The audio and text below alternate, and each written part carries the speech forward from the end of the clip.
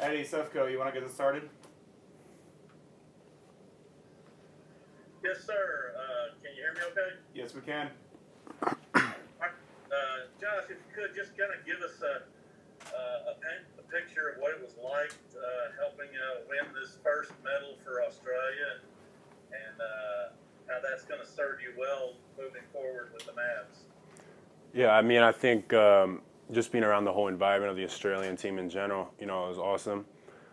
Being able to take in as much as I could from the older guys, these veterans who not only, really great players, but also great players off the court and just being around in that environment. My times there were amazing, and, I think it helped everything. It helped my basketball and off the court, and, I think overall it was a really good experience. And, Olympics was obviously, it's just cool being around all the best athletes in the world and being able to experience that at the age of 20.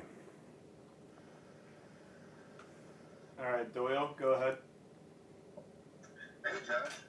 You had the opportunity to speak to Jason, and what have y'all discussed about your role coming up with the upcoming season?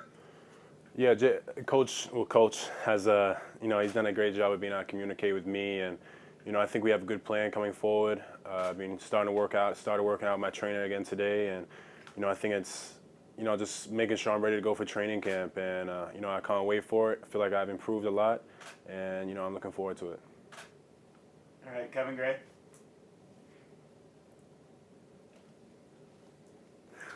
Kevin Gray, 105 through the fan, Dallas, Texas. Hey, Josh, congratulations on medaling in the Olympics. What was the plan for you coming back home with respect to playing in Summer League, and what was the explanation about why you would not be participating in Summer League this year? I mean, I think a good explanation would probably be time change is pretty hard to get adjusted to when you're coming back.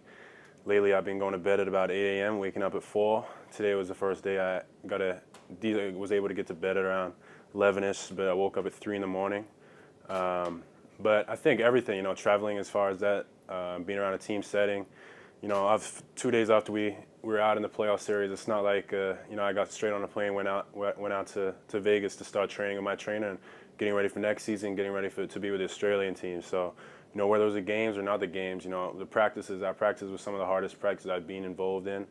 Because at the end of the day, we were trying to get gold medal. We weren't just going to the Olympics just to attend the Olympics. So being around that competitive environment, and I was playing every single day. So, it's just one of those things about, what's best for my body and what's best for the team. But, it still hasn't, it really just depends on the upcoming days.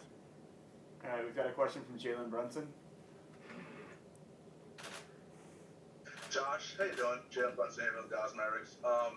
Just want to know, one, what age were you when you realized Maxi Kleber was your idol? That's the first question. Second question, what was your daily schedule during the Olympics? What were you doing? The people want to know. And third, what was the third question? No third question. That's a good question, Jalen. Now I can see what you went to college for.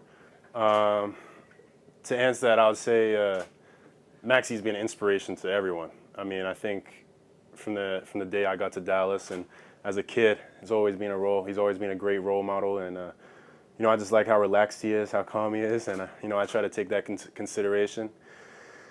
I forgot your second question. Olympic schedule. My Olympic schedule? Yeah, just day-to-day life. That's a terrible question. And what was the third question? No, he didn't have a third question. All right. He Thank you, forgot it. Jalen. Well, if you would have finished school, maybe you can answer my second question, but I decided not to. So have a great day, Josh. All right, Brad Thompson, go ahead. Okay, you're going to make me follow that. All right. Yeah, sorry. Going back to the Olympics, I saw a couple pictures with you and Luke. How much time did you guys get to spend with each other? You're obviously training with your individual teams. And, we all watched Luke on a world stage. What was it like to be part of that world stage and have him going off like that? Was he a pop star within the Olympic Village? I mean, yeah, so for the most part, I'd see Luca around and, we would interact, talk, that's my guy. But, I mean, at the end of the day, when you come to Olympics, you want to be a part of the team. And I think we both did a good job of being able to connect with each other and talk to each other, but at the same time, be able to take in the whole team experience and being around our team. you know, chemistry-wise, and just, you know, it's just how it kind of works, especially with COVID restrictions. And but yeah, I mean, it was great seeing him around. We were able to have some good conversations, and I mean, yeah, obviously, you know, Luka's one of the best players in the world, so I'm pretty sure for anyone, it would be cool to be able to watch Luka. All right, Tim Cato, go ahead. Hey Josh, you know, I grew up watching the Olympics. I'm sure you did. I've never been to the Olympics. What's it like actually going to that? Is there moments where you're like, wow, this is that? You know, what's that experience like? Hopefully, this question is a little bit different from what was your daily routine, which Jalen asked, because apparently that one's not good. But you know, what is that experience? You know, just to be there. Yeah, I mean, it was a pretty good question, but Jalen just pisses me off. You gotta bring him down. Yeah, he was feeling himself a little too much with his sunglasses. I mean, I would say, you know, the Olympics is one of those things where, you know, you can't turn it down. You know, it's one of those things where, you know, people say, you know, why don't you just wait for Summer League and all that stuff? You know, for me, it's way bigger than just basketball in general. You know, growing up as a kid, I was 8 years old, 10 years old, 12 years old. Whenever the Australian team would play any sport or anything, you know, whether it was Tim Cahill and the Socceroos, I would wake up at like 4 in the morning, 3 in the morning, and, you know, watch them. I even watched Joe Ingles when I was like 10 years old when he first played for Australia. So, you know, it goes way more than basketball being at the Olympics, and it's something you look at, and it still doesn't feel real to me. You know, I was talking to my mom last night, and, you know, the whole emotions with my family when I was able to tell them that I was representing Australia is just, it's something, you know, you can't put it to words, you know, and being around there, being around athletes who you watch as a kid and aspired to be like as a kid, all around there, you know, it's awesome, and it's just one of those things, you know, you can't take for granted. Kevin, go ahead. Kind of speaking to some of that experience, obviously playing with the Australian team, what's one or two things that you could take with you in terms of the preparation or being around guys that you grew up watching who have played professionally as long as they have that you can take with you as you get ready for this upcoming season? Yeah, I mean, I think being around some of the best shooters in the world, you know, Australia, you know, with Joe and Patty and Chris Golding, you know, these are some players who I've been out to practice with every single day. You know, defending Joe every single day, going against Patty every single day.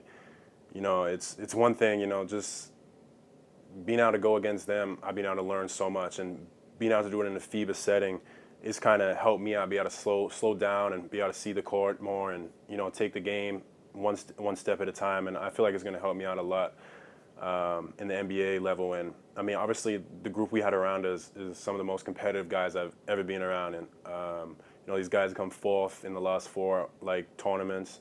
And, you know, since the day we landed in Irvine, you know, everybody's mindset was to go for gold. And that's why I wear Crocs.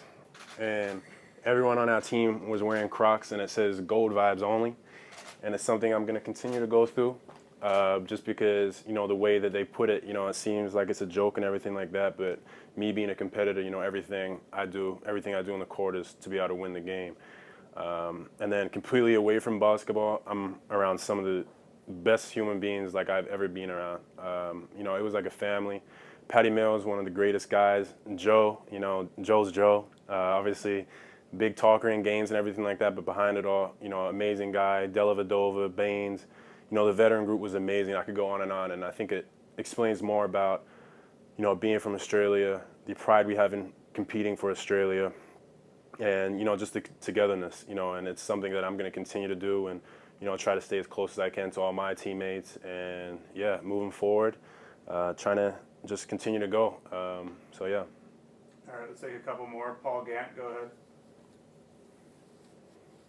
Josh, congratulations on getting the bronze medal. So you look at Australia, you look at this team, 3 years from now, you talk about the talent you got yourself, you got Ben Simmons. There's a lot of talent there in Australia, Thibault as well. Do you see you guys at some point, maybe 3 years from now, challenging for that gold medal? Yeah. Yeah, I mean, I think that's the goal we're going to come with every single time we step on the court now. I mean, I think all these old players from Andrew Gaze all the way back, Andrew Bogut retired like a couple years ago from the Australian team. You know, our goal is they've been able to make such a good platform for Australian basketball, and Australian basketball is growing a lot. So I think us being able to get this medal this year, it's the greatest accomplishment in Australian basketball history. But at the same time, I think, for the younger guys on the team, it's that step where we need to continue to be motivated. I mean, I'm 20 years old and I have a medal at the Olympics. That still hasn't registered to me. And I think, going forward now, it's continuing to grow off that. Next Olympics, I think we need to come together and, being around guys like Patty, if you saw half the stuff he did for our team to be close and for how serious he was, I wish I could just, do half of that. He's so dedicated and, it means so much to me and a lot of the younger guys coming up. So, yeah, I think going forward, we'll stick with the model of gold vibes only and, hopefully we can be competing, maybe against Luca in the final someday in Paris. Okay, Dorothy? Congrats on your medal. Talk a little bit about how you've grown over this past year, what you learned about yourself as a player and as a person.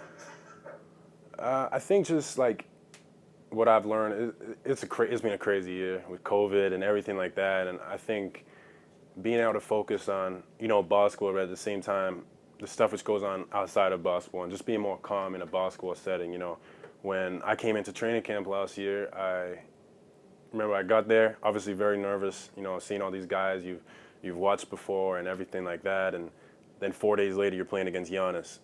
For me, it was pretty, it was like, wow. But, I think over time I've been able to, really calm down a lot, focus on what I need to do. I watch a lot of film. My trainer sits down with me, watch a lot of film. I like watching guys like, Richard Hamilton and players like that, a lot of two-way players who, I can just try to learn from. Obviously, your first year isn't going to go as everything you expected. So for me, it's just sitting back, knowing what I have to work on. I've been working on it for the last 6 months. I was lucky enough at the Olympics I could work out every day in the weight room and everything like that. So I think I've always taken a professional mindset, but I think just being able to grow off that and learn little things from older guys and be able to take in as much knowledge as I can. And, now having a coach like Coach Kidd, I mean, one of the greatest point guards of all times and defensive-minded point guard. So being able to pick up a lot of stuff from him has been a huge thing of mine. So I think just being able to stick to that, I think that's one thing that I've continued to work on. And just my competitive nature will keep making me do that.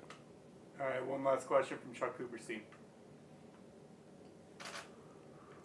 Hey, Josh, and I guess this kind of piggybacks on what you were just saying. How much skill work were you able to do in the process of playing with the Australians, and do you have a sense from the work that you have done how that will translate ultimately to you playing with the Mavericks and what the Mavericks have asked of you? And I guess for that matter, what the Mavericks have asked of you, did that dovetail at all with the work that you were doing?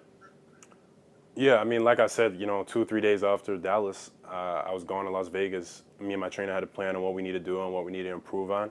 So I was able to spend like 3 weeks with him, getting in the gym every single day, being around other players and, getting up and down. And then from Irvine, just because we're in a Boomers camp, I made sure that in my spare times, sometimes I'll be out late at night, 11, like going out at like 11 o'clock and shooting with one of the coaches and working out with one of the coaches. So, just because, obviously we had the focus of the Olympics, but at the same time, it's a big development year for me. So everything that I usually would have done, I did the same, whether it was in Tokyo or Las Vegas, Irvine, everything, So for me, it was being able to continue to have the mindset of getting better.